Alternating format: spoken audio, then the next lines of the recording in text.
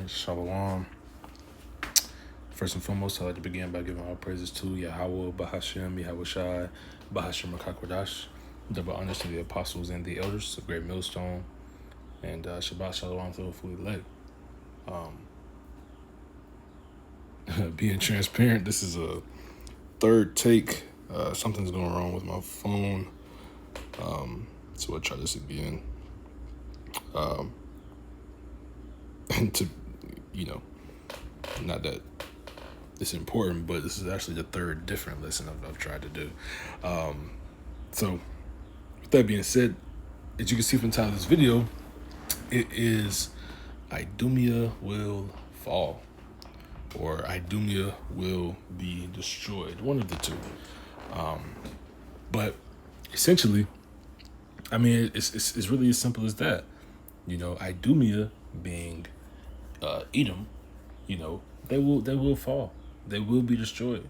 And Edom, if you're a newcomer, if you don't know, they are the so-called white man. So your so-called white man, Esau, Edom, will be destroyed.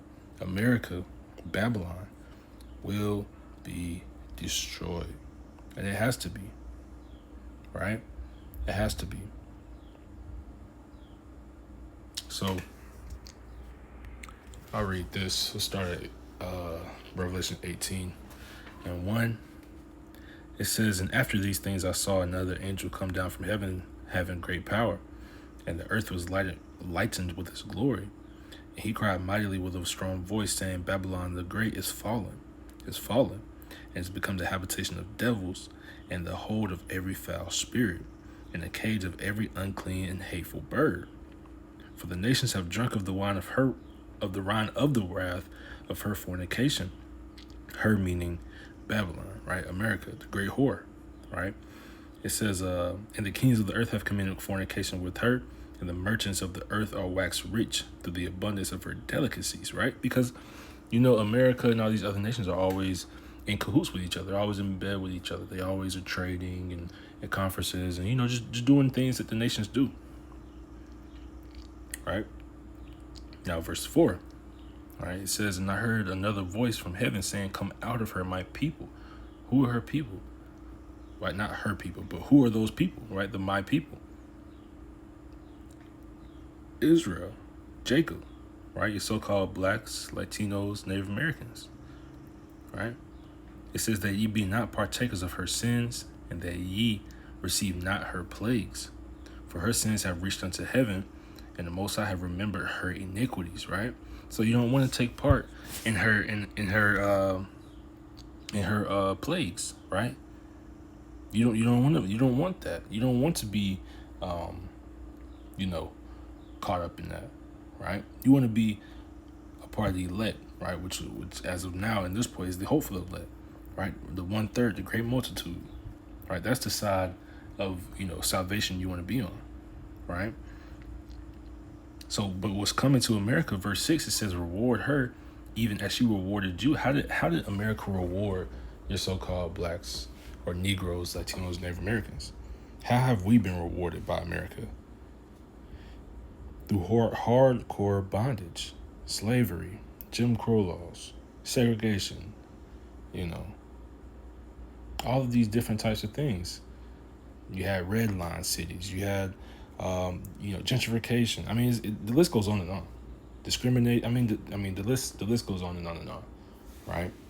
But reward her even as she rewarded you, and double unto her, double according to her works. And the cup which she hath filled to her double, man. So America's gonna get it double. Whatever we got. People always say, this is the white man's religion, and that thought is really stemming from the lesson I tried to do before, right? But people always, attack the scriptures because they think it's a white man's religion, but they don't understand where the current day Christianity came from, right? That's not true, quote unquote, Christianity, which is, it's not really the right word for it, right? Christ is really Hamashiach, right? Christians are Hamashiachim, right? But you get the point, right? what you have been taught up until this point, if you haven't been, coming up under the elders and apostles of GMS, Great Millstone on down, then you've been taught incorrectly, right? And I'll stop right there, and I might come back to it, because like it says, going back up to verse 4, it says, "And I heard another voice from heaven saying, Come out of her, my people, that ye be not partakers of her sins, and that ye receive not her plagues, because not to drink." This is book of Jeremiah 49 and 12. Because this is what's going to happen with those 2/3. 2/3 meaning let's grab it.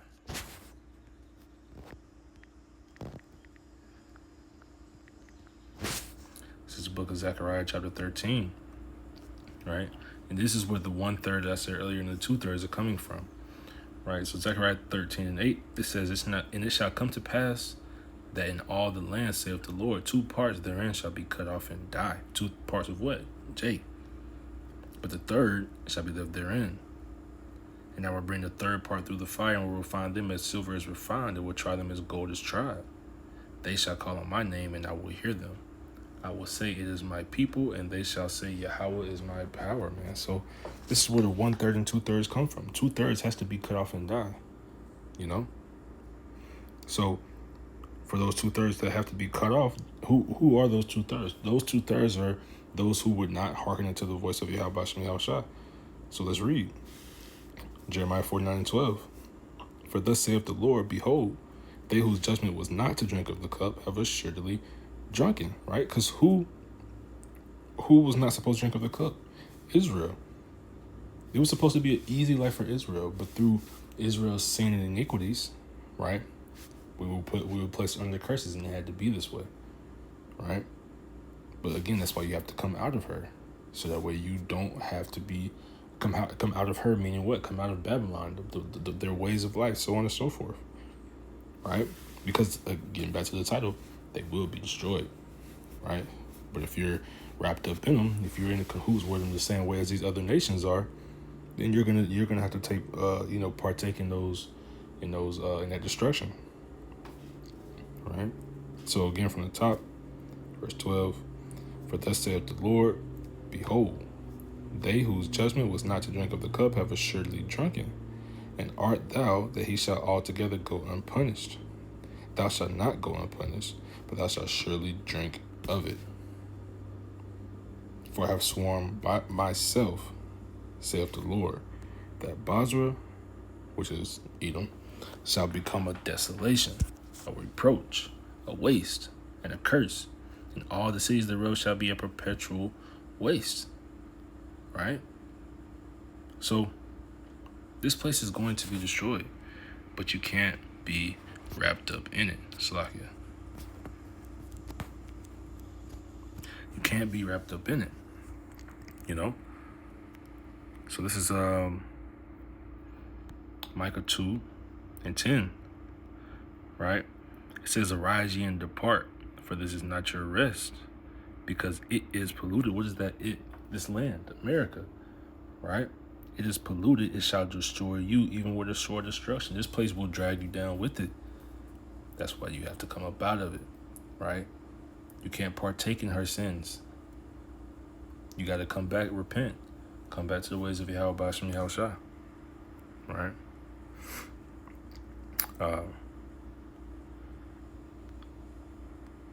This is Ezekiel 35. And I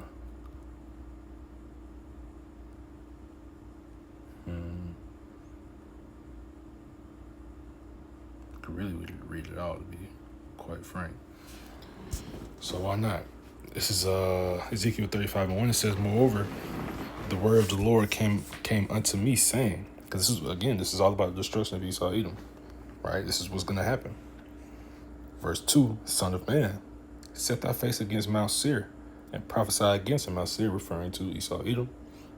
It says, "And say unto it, Thus saith the Lord Yahweh, Behold, O Mount Seir, I am against thee, and I will stretch out mine hand against thee, and will make thee most desolate. I will lay thy cities waste, and thou shalt be desolate, and thou shalt know that I am the Lord.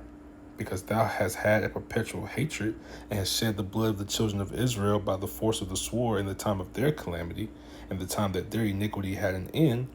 Therefore, as I live, saith the Lord Yahweh, I will prepare thee unto blood, and blood shall pursue thee. Sith thou hast not hated blood, even blood shall pursue thee. So this is what's going to happen to Esau Edom, man, because of the things that they did to Israel. Verse 6, therefore, as I live, saith the Lord Yahweh. Oh, Salakia. Verse 7, said, thus will I make Mount Seir most desolate, and cut off from it him that passeth out, and him that returneth. And I will fill his mountains with his slain men, and thy hills, and in thy valleys, and in thy rivers, and in all thy rivers, they shall fall that are slain with the sword. I will make thee perpetual desolations, and thy city shall not return. And ye shall know that I am the Lord. Because thou hast said, these two nations and these two countries shall be mine, and will possess it. These two nations and two countries, meaning what? The northern and southern kingdom, right? It says we will possess it, whereas the Lord was there. Therefore, as I live, saith the Lord Yahweh, I will even do according to thine anger, and according to thine envy, which thou hast used out of thy hatred against them, and I will make myself known among them when I have judged thee. And how is the Lord known? What does the scriptures tell you? The Lord is known by the judgment which he executeth. Right? So, and that's roughly paraphrasing. Right? So, this is what's going to happen. I mean, this place is going to be destroyed. And you see how proud and boastful America can be. They're going to be brought down. If you want to cling on to them, you're going to be brought down with them. Right? Finish it off the last couple of verses. Verse 12. It says, and thou shalt know that I am the Lord, and that I have heard all thy blasphemies which thou hast spoken against the mountains of Israel, saying, they are laid desolate. They are given us to consume. And this is what they felt. That's why they took us into slavery. That's why they did all the things that they did throughout the history. Right? But verse 13, thus with your mouth ye have boasted against me, and I have multiplied your words against me, and I have heard them. Thus saith the Lord Yahweh, when the whole earth rejoiceth, I will make thee desolate, as thou didst rejoice at the inheritance of the house of Israel, because it was desolate. So will I do unto thee. Thou shalt be desolate, O Mount Seir, and all Idumea, even all of it, and they shall know that I am the Lord. It doesn't get more clear than that, man. This place is going to be destroyed. These people are going to be destroyed. And I ended off with this. Right? Again, it's just more destruction. Right? And there's plenty examples. Right? This is Isaiah 34:5. Right? Which, yeah, I'll just get straight to the point. It says, for my sword shall be bathed in heaven. Behold, it shall come down upon it shall come down upon Idumea, and upon the people of my curse to judgment. The sword of the Lord is filled with blood, and is made fat with fatness, and with the blood of lambs and goats, and with the fat of kidneys of rams.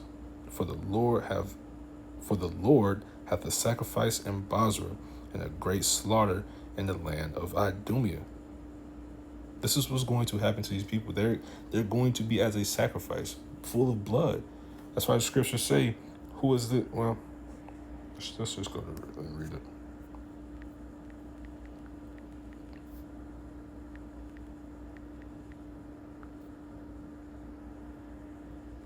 Isaiah 63:1. Right, and I'm really just spouting off, these scriptures, right? But